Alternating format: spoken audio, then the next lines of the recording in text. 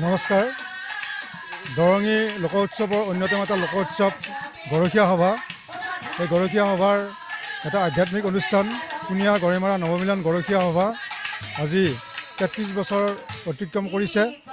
এটা আধ্যাত্মিক চিন্তা চেতনাৰে জড়িত হৈ থকা অনুষ্ঠানটোৰ 1994 চনতে জন্ম হৈছিল কেইগৰাকীমান ব্যক্তিৰ প্ৰচেষ্টাত, আৰু আজি সেই অনুষ্ঠানটিয়ে পৰিপূৰ্ণতা ৰূপ পাইছে।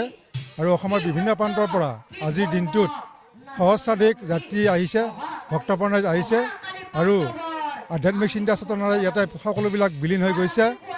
আমাৰ এটা উদ্দেশ্য, যি আধ্যাত্মিক চেতনা গৰখীয়া সভা গোধন তৰুতৃণ এইবিলাকৰ শ্ৰীবৃদ্ধিৰ বিকাশৰ বাবে এই গৰখীয়া সভা উদযাপন কৰা হয়। বিশেষকৈ শ্ৰীকৃষ্ণৰ যি এটা লৌকিক চৰিত্ৰ শিশুলীলা, এই শিশুলীলাৰ ওপৰত নিৰ্ভৰ কৰি এই গৰখীয়া সভা উদযাপন হৈ আহিছে।